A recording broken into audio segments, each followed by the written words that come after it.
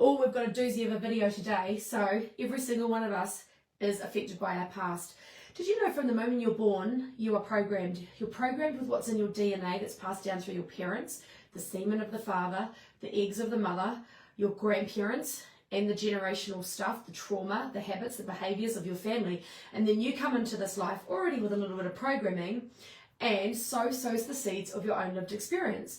So I want to give you an example of what I see with so many clients. This is not related to anyone in particular, but this is how programmed we are and you don't even know it. So I want you to imagine that you're a child and something happens to you at the age of 2. Now I'm going to use the context of relationships here, because relationships is where we really see how programmed and how affected we are by our past experiences. And it all comes back to what's happening in our nervous system, what we feel in the body.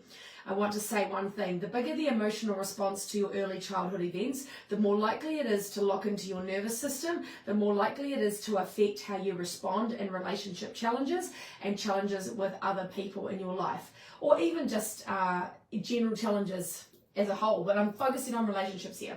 So let's say at the age of 2, your mum and dad decide to part ways. Now at this age, anything under 7 years of age, you don't understand that what is happening is not about you. It's actually about your parents. They just don't get on for whatever reason. They've tried to work it out and they can't work it out. So they go, let's call it quits. Now, little 2-year-old you doesn't know that because your brain's not logical. So what 2-year-old you does is makes it about themselves. Oh, you remember something happening in the lounge and you remember there's been an argument happening and you're feeling really tense and stressed, or maybe your mum had got angry at you earlier in the day and you remember the feeling of that experience, and then because you don't have a logical mind, you start to make up beliefs. Well, if this is happening, it must be about me. You're very in your own wee world at this age. So you decide, oh, relationships are hard, or I'm not lovable. I'm not making this stuff up, by the way, people. This is what I see every single day in my work. I'm not lovable. I'm not good enough. I'm a failure. I'm worthless. So therein locks the first example of a belief. Locked and loaded, limiting belief, right? We're focusing on the limiting ones because obviously the positive ones don't really affect your life in a negative way. Then at the age of 5, you start school. And while you're at school, I'll put step family there. Maybe mum and dad meet someone new and then the stepmother doesn't get on with you, the stepfather doesn't get on very well because they're trying to protect the love of their own children and they don't understand that love is infinite, and you get told off by said stepfather, or maybe mum or dad, whoever you lived with, is really stressed and struggling because they're on a single income and they yell at you and they get stressed at you, and you go, oh, that's right, I'm not good enough, life is hard, I'm not worthy, life's unfair. And then you have a second event that locks and loads that belief. So here we are, like, look at this already. Event 1, event 2. Now, by the time you get to event 2, if it's under the age of 7, you're now unconsciously looking for confirmation and bias that confirms the beliefs that you have about yourself. Not consciously, remember, unconsciously. You're not even aware that you're doing it because your beliefs are now locked and loaded, right? So then, of course, you're a 10-year-old and you go and join a sports team, and while you're in that sports team or while you're at school, you get bullied. You get bullied, and because you have a belief of I'm not good enough, I'm not worthy, I'm not enough, you now respond to this bullying situation as if it's all about you as well. And we do this, right? We go, the bully's bad, the bully did something bad. Well, guess what?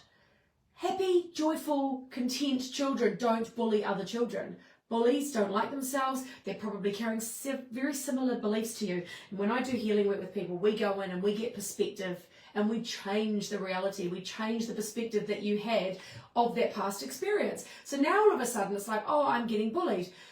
And, oh, there I go. I'm not worthy. I'm not good enough. I don't matter. I'm not important.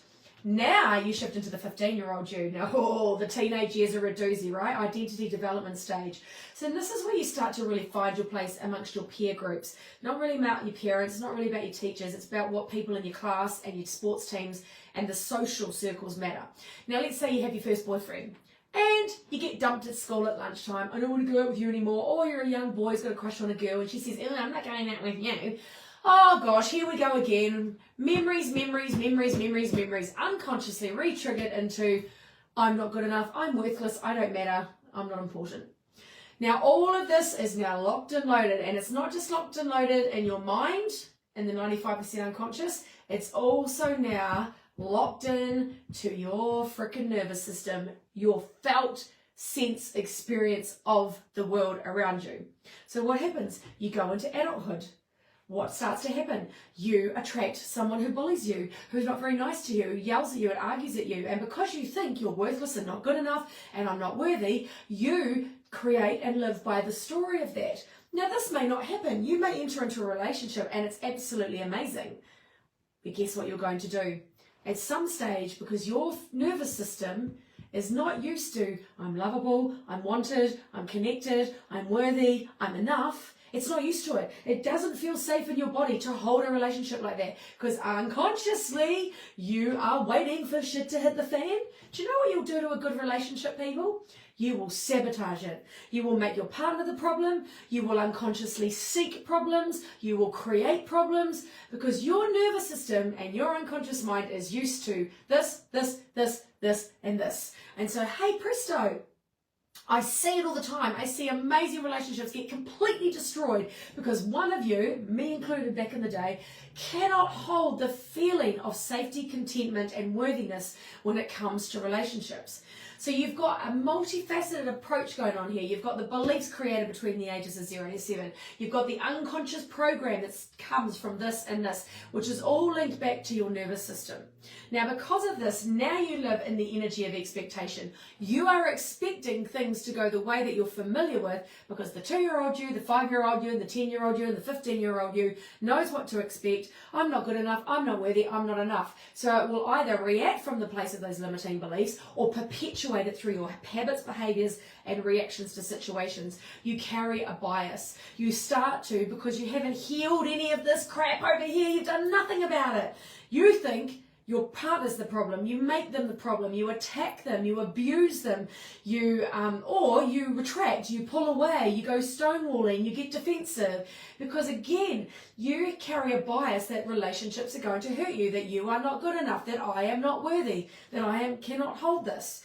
And then, of course, your reality becomes skewed. Why? Because you are pre-programmed. You're carrying all this BS from your childhood. Belief systems, by the way, it's belief systems, not the other one you're thinking of. And now your total reality skewed. You could get a really beautiful, loving relationship and your nervous system just can't hold it. Some of you know this. I was this person.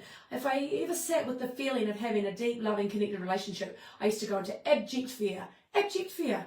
And I learnt the program from my beautiful mother who had told me from a very young age that men will hurt you and you better protect yourself. So I was always in protection. I was always in relationships are dangerous, they will hurt you, they will leave you, it's not safe. Now, until I dealt with that crap through the work that I do with someone who does what I do, and I also did some really amazing plant ceremonies, I couldn't hold the relationship I'm in now. I'm in a soul love relationship now. I'm in one of those relationships that is for life. It is incredible. It is incredible because we've both got healed nervous systems. I mean, Marcel didn't even have to worry about healing his. Now, the strength of your emotions, I mentioned that right at the beginning, the strength of your emotions are going to affect how you respond to your environment, how you respond to challenge, how you respond when your partner just puts up a loving boundary. They're not about to leave you, they're not about to abandon you, they're not about to hurt you, but they are going to say to you, look, your behaviour's not okay, I'm not okay with your behaviour right now. This doesn't work for me. I don't like the way you're speaking to me. And if you're not used to that kind of calm level of communication, especially if they haven't been honest with you at the start and you've been allowed to throw your toys and, have your rants and they've just been like, oh, I don't want to upset the apple cart. Oh, I don't want to upset them. And then they finally start to set some loving boundaries and say, yeah, no, this behaviour, the way you react to stuff is not okay anymore. Oh boy, you watch how you're going to react to that because you ain't going to like it because your nervous system is going to go back to default. Now here's the thing that you always have to remember, your past will predict your future and present behaviours. So everything that you've been through here now, which I've already spoken about, is going to lead you to react in a certain way and respond to relationship challenges in a way that's very unresourceful. That's why we see criticism, contempt, defensiveness and stonewalling. Criticism, contempt, defensiveness and stonewalling. The four things that will screw your relationship up quicker than you can say, geez, that was over pretty quickly.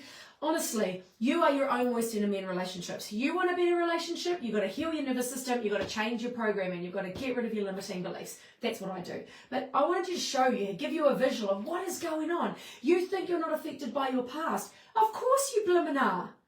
That's like saying polar bears live in Antarctica. We all know that's not true. Some of you are sitting there going, oh, I didn't know that. Yeah, well, you know, they live in the Arctic. But it's like, get a grip here, right? Understand that you are not immune from this. You don't even have to have had big trauma, people. You just had to have had emotional events that upset you and created a belief system, a BS system that is now affecting how you behave as an adult. You want to undo that stuff? That's what we do together. You want to live a life that's expanded and amazing and loving, and you hold and keep the relationship that you want. You're no longer triggered mofo. You're able to listen without retaliation. You're able to believe in your capacity to have an amazingly good connected relationship. This is the work we do. I work with couples, right? I can help each person in the relationship see the pattern that they are each playing out, because believe it or not, it's all about patterns.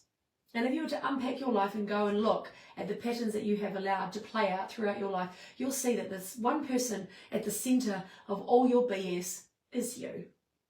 And there is nothing you can do to change your partner. You want a better relationship, or you want to have the strength to leave a current relationship to find something better? You better be ready to look at your shadow, look at your mirror, and do the mahi on the work. Otherwise, good luck, because you'll just keep repeating those patterns. Anyway, enjoy that. Share, like, give it out to the people that you know and love. Food for thought. Reach out if you're ready for the big, big, big work, the big life-changing work, because that's what I do. And in the meantime, thanks for watching and goodbye.